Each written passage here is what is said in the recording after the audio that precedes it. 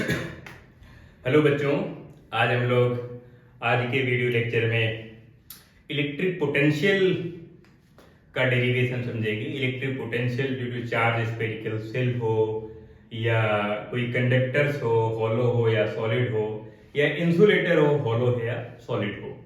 समझते हैं electric potential. अब अगर मेरे पास कोई कंडक्टर्स है, अब कंडक्टर्स में पैरामीटर है, ये हॉलो हो सकता है, और अगर हॉलो है तो चार्ज का डिस्ट्रीब्यूशन इस तरह से होगा। ये अगर Q चार्ज डिस्ट्रीब्यूटेड है R रेडियस के स्फीयर में तो कहानी क्या होगी। और अगर सॉलिड है और कंडक्टर्स है तो चार्ज केवल सरफेस पर डिस्ट्रीब्यूटेड होगा, केवल सरफेस पर चार्ज का डिस्ट्रीब्यूशन होगा। अगर इसकी रेडियस r है, चार्ज q डिस्ट्रीब्यूटेड है, तो इनसाइड जो इलेक्ट्रिक फील्ड है वो जीरो होगी और चार्ज की वैल्यू जो इनसाइड होगी वो जीरो होगी। यहां पर जो इलेक्ट्रिक फील्ड होगी इनसाइड जीरो होगी, चार्ज की वैल्यू इनसाइड जीरो होगी। और अगर कोई इंसुलेटर है बट वो हॉलो है, हॉलो इंसुलेटर, अगर हॉलो इंसुलेटर है तो इस तरह से बना होगा। अगर इसकी रेडियस r है, चार्ज का डिस्ट्रीब्यूशन q है, तो इनसाइड कोई इलेक्ट्रिक फील्ड नहीं होगी और इनसाइड चार्ज की वैल्यू जीरो होगी। इन सभी सिचुएशन पर जब सरफेस चार्ज डेंसिटी लिखेंगे, इन सभी डायग्राम के लिए जब आप सरफेस चार्ज डेंसिटी लिखेंगे, sigma equal to Q divide by A और sigma equal to Q divide by 4 pi R square लिख देंगे, तो Q equal to sigma multiply 4 pi R square लिख देंगे। ये फार्मूला बन जाएगा। तो इन तीनों के लिए डेरिवेशन एक ही जैसा बनेगा, चाहे वो कंडक्टर्स है तो हॉलो हो या सॉलिड, दोनों के लिए वैलिड है। अगर वो इंसुलेटर है तो हॉलो होना चाहिए। इन तीनों के लिए इनसाइड मटेरियल के अंदर यानी सरफेस के अंदर कोई इलेक्ट्रिक फील्ड नहीं है, इलेक्ट्रिक फील्ड जीरो है, चार्ज की वैल्यू जीरो है। जब इलेक्ट्रिक फील्ड की वैल्यू जीरो है तो अंदर जो पोटेंशियल होगा वो कांस्टेंट होगा, बिकॉज जब आप इलेक्ट्रिक फील्ड को लिखते हो तो लिखते हो E equal to dV divide by dr, और अगर E की वैल्यू जीरो है तो इसका मतलब V कांस्टेंट होगा। और किसी भी कांस्टेंट का जो डिफरेंशिएशन होता है वो जीरो होता है, और अगर मैं E की वैल्यू जीरो कर देता हूं तो इसका मतलब V कांस्टेंट होगा। एक अगला डायग्राम बनाते हैं हम लोग जिसमें से सॉलिड इंसुलेटर पढ़ते हैं। सॉलिड इंसुलेटर, अगर सॉलिड इंसुलेटर है तो चार्ज पूरे वैक्यूम पर डिस्ट्रीब्यूटेड होगा। अगर चार्ज इसमें पूरे वैक्यूम पर डिस्ट्रीब्यूटेड है और इसकी रेडियस r है, तो जो वैक्यूम चार्ज डेंसिटी है rho equal to charge divide by vacuum, और आप चार्ज की वैल्यू लिखेंगे तो q मल्टीप्लाई वैल्यूम। इसकी रेडियस r है तो मैं लिखूंगा 4/3 पाई r क्यूब, इस तरह से। तो हमारे पास आज दो डेरिवेशन है, एक तो सॉलिड इंसुलेटर के लिए है और दूसरा डेरिवेशन है कंडक्टर्स हो तो हॉलो हो या सॉलिड, दोनों हो सकता है, या सॉलिड इंसुलेटर हो सकता है। और अब समझते हैं पहले ये डेरिवेशन, फिर ये डेरिवेशन समझेंगे और वन बाय वन करके दोनों डेरिवेशन को समझते हैं। इलेक्ट्रिक पोटेंशियल तो किस तरह से कैलकुलेट करते हैं। इलेक्ट्रिक पोटेंशियल तीन जगह पर करते हैं, तीन लोकेशन पर कैलकुलेट करते हैं। एक तो इनसाइड, आउटसाइड एंड सरफेस, तीन अलग अलग जगह पर पोटेंशियल को कैलकुलेट करेंगे। तो अभी हमारे पास जो डेरिवेशन होगा वो सॉलिड कंडक्टर हो सकता है, सॉलिड कंडक्टर हो सकता है, हॉलो कंडक्टर हो सकता है, या हॉलो इंसुलेटर हो सकता है। तीनों के लिए वैलिड है। तो पोटेंशियल की वैल्यू कैलकुलेट करेंगे। ये हमारे पास कोई ऑब्जेक्ट हो गया जिसकी रेडियस r है, ये इसकी सरफेस पर चार्ज का डिस्ट्रीब्यूशन हुआ है इस तरह से, रेडियस आर है, क्यों चार्ज डिस्ट्रीब्यूटेड है। तो एक बार हमें इसके आउटसाइड की वैल्यू कैलकुलेट करना है, एक बार सरफेस पर कैलकुलेट करना है, एक बार इनसाइड कैलकुलेट करना है। तो आउटसाइड के लिए मेरे पास ये रेडियस हो गई, ओ सेंटर हो गया, तो रेडियस स्मॉल आर एक बार हम यूज करेंगे। तो स्मॉल आर रेडियस का एक वर्चुअल गाउसियन सरफेस यहाँ पर बनाएंगे इस तरह से, और यहाँ पर हमें वैल्यू कैलकुलेट करना है, इस पॉइंट पर कैलकुलेट करना है। इस पॉइंट का नाम मैं दे देता हूँ पॉइंट ए, सरफेस वाले का पॉइंट नाम दे देता हूँ मैं एस, एंड इनसाइड एक बार कैलकुलेट करेंगे तो इनसाइड ये हो गया, या मैं इधर इसको बना लेता हूँ, इधर बना लेता हूँ। तो एक बार हम लोग अंदर कैलकुलेट करेंगे, अंदर वाले का पॉइंट मैं बी नाम दे देता हूँ। एक बार हमें आउटसाइड कैलकुलेट करना है। जब आउटसाइड कैलकुलेट करेंगे तो किसी भी चार्ज पार्टिकल को इनफाइनाइट से पॉइंट ए तक लाना है तो कितना वर्क डन होगा। पहले नंबर में आउटसाइड कैलकुलेट करना है। आउटसाइड का मतलब स्मॉल आर की वैल्यू ज्यादा है as a compare to capital R. ये वैल्यू स्मॉल आर की है, ये कैपिटल आर की है। तो कैपिटल आर की जो वैल्यू है वो कम है as a compare to small R. अब मेरे पास जो पोटेंशियल है पॉइंट ए पर कैलकुलेट करना है, तो V A equal to integration infinite से आर की लिमिट ई डी आर। और पोटेंशियल की वैल्यू जब आपको कैलकुलेट करना है तो इलेक्ट्रिक फील्ड की वैल्यू यहाँ पर यूज कर लेंगे। Electric field E equal to Q divide by 4 pi epsilon naught R square, value use करेंगे तो V A equal to negative infinite से आर की लिमिट में Q divide by 4 pi epsilon naught R square ऊपर D R. अब यहाँ से negative sign को लेकर मैं बाहर यहाँ पे वैल्यू कुछ कैलकुलेट कर लेता हूँ। Negative q divide by 4 pi epsilon not integration infinite से आर की लिमिट में 1 बाई आर स्क्वायर है, ऊपर जाएगा आर पावर -2 हो जाएगा डी आर। अब वैल्यू कैलकुलेट करते हैं। इसका इंटीग्रेशन कर देंगे। जैसे आप इंटीग्रेशन करेंगे तो इसका फार्मूला मैं यहाँ पे लिख देता हूँ, आर की पावर n का अगर आप डी आर करेंगे आर की power n+1 divide by n+1 होगा। अगर आप डेफिनेट इंटीग्रेशन कर रहे हैं तो लिमिट यूज करेंगे, अदरवाइज इनडेफिनेट में इंटीग्रेशन कांस्टेंट प्लस सी लिख देंगे। यहाँ पर मुझे ए पॉइंट पर पोटेंशियल कैलकुलेट करना है, तो negative q divide by 4 pi epsilon naught -2 + 1 R power -2 + 1 divide by -2 + 1 R power -2 + 1 divide by -2 + 1। और लिमिट इनफाइनाइट से आर की लिमिट हो जाएगी। आप इंटीग्रेशन का ये फार्मूला देख सकते हैं, यहाँ से आप n पावर 1 है, ये फार्मूला n की वैल्यू अगर -1 है तो वैलिड नहीं होगा, और n की वैल्यू -1 नहीं है तो ये वैलिड हो जाएगा। इस तरह से इसे हम कैलकुलेट करेंगे।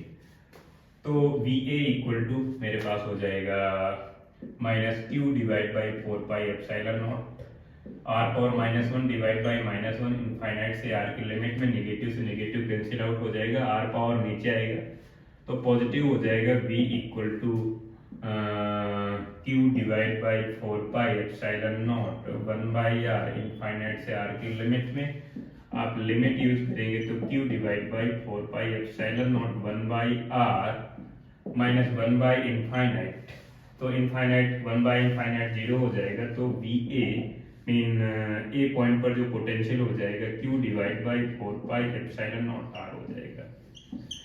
और अगर आप सरफेस चार्ज डेंसिटी को कैलकुलेट करना चाहते हैं उसके रिस्पेक्ट में अगर कैलकुलेट करेंगे तो आप लिखेंगे surface charge density equal to q divide by 4 pi R square लिखेंगे। तो q की वैल्यू आप यहाँ से लिख सकते हैं sigma multiply 4 pi R square. आप आउटसाइड वैल्यू कैलकुलेट कर रहे हैं तो यहाँ पर आप नई वैल्यू को लिख सकते हैं। q की जगह आप लिखेंगे sigma multiply 4 pi R square divide by 4 pi epsilon naught R, and 4 pi से 4 पाई कैंसिल आउट हो जाएगा तो वी ए इक्वल टू हो जाएगा sigma multiply R square divide by epsilon naught R. ये पोटेंशियल की वैल्यू आ जाएगी at point A mean outside of the surface. जो हमारे पास चार्ज सरफेस है उसके जस्ट आउटसाइड वैल्यू कैलकुलेट करनी है। हम 3 जगह पर वैल्यू कैलकुलेट करते हैं। जैसे ये चार्ज सरफेस है, एक बार तो इसके जस्ट आउटसाइड, एक बार सरफेस पर वैल्यू कैलकुलेट करना है, एक बार inside of the surface value calculate करना है पोटेंशियल की। तो एक वैल्यू मुझे मिल गई एंड सेकंड वैल्यू जब मैं कैलकुलेट करूंगा तो जहां पर मेरे पास स्मॉल आर है वहां पर मैं कैपिटल आर यूज कर लूंगा। तो सेकंड टाइम मुझे वैल्यू कैलकुलेट करना है potential at the charge surface, potential at the charge surface. Surface पर आपको वैल्यू कैलकुलेट करना है तो स्मॉल आर की जगह कैपिटल आर लिख लेंगे। तो जहां पर आप VA देख रहे हैं वहां पर VS में लिखूंगा Q divide by 4 pi epsilon naught R है और आप स्मॉल r की जगह कैपिटल R लिखेंगे तो VS equal to Q divide by 4 pi epsilon naught R में लिखूंगा 4 पाई एप्सिलॉन नॉट R। और अगर इस वैल्यू को आपको सरफेस चार्ज डेंसिटी के रेस्पेक्ट में कैलकुलेट करना है तो कर सकते हैं। अभी जैसा मैंने बताया surface charge density equal to charge divide by area of the sphere mean 4 pi r square. आप ये देखेंगे कि मेरे पास जो चार्ज है वो कैपिटल R वाले रेडियस के स्फीयर में डिस्ट्रीब्यूटेड है, ना कि स्मॉल r वाले में। स्मॉल r तो एक वर्चुअल गाउसियन सरफेस मैंने कंसीडर किया है, स्मॉल r ये वर्चुअल गाउसियन सरफेस है, कैपिटल R वाले स्फीयर पर चार्ज का डिस्ट्रीब्यूशन है। तो इस बात का ध्यान देंगे।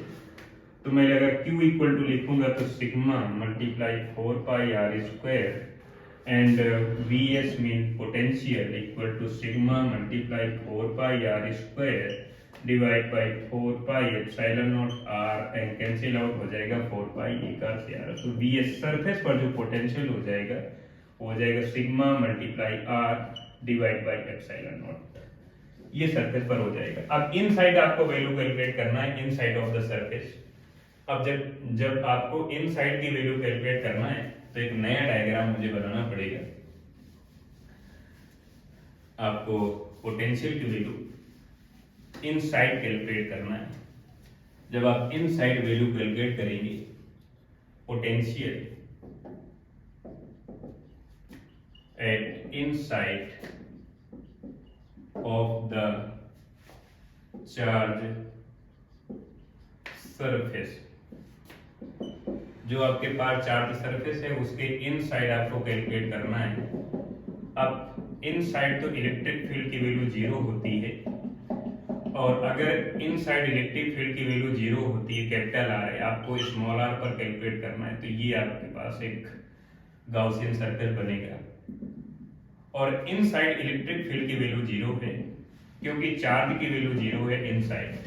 तो पोटेंशियल कैलकुलेट करना है इनसाइड, इस पॉइंट का नाम आप B लिख सकते हैं। तो मैं लिखूंगा पोटेंशियल एट पॉइंट D यानी इनसाइड आपको कैलकुलेट करना है। तो electric field E equal to dV divide by dr का एक रिलेशन फार्मूला आपको मालूम है, इस फार्मूले का यूज किया जा सकता है। और अगर मैं इनसाइड के लिए लिखूंगा फॉर इनसाइड तो इसको लिखा जा सकता है E inside equal to D by dr and V की वैल्यू इनसाइड। और अगर ये वैल्यू 0 है, इलेक्ट्रिक फील्ड की वैल्यू इनसाइड 0 है, जो इलेक्ट्रिक फील्ड है उसकी वैल्यू इसके अंदर जो चार्ज सरफेस है उसके अंदर इलेक्ट्रिक फील्ड की वैल्यू 0 है, तो इधर हो जाएगा D by dr and V की वैल्यू जो इनसाइड है।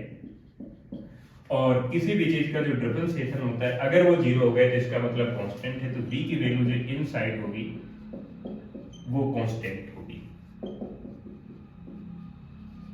ये कोई जरूरी नहीं कि पोटेंशियल की वैल्यू अंदर की तरफ 0 है, नहीं, वो पोटेंशियल 0 नहीं है, पोटेंशियल की वैल्यू कांस्टेंट है क्योंकि अंदर इलेक्ट्रिक फील्ड की वैल्यू 0 है।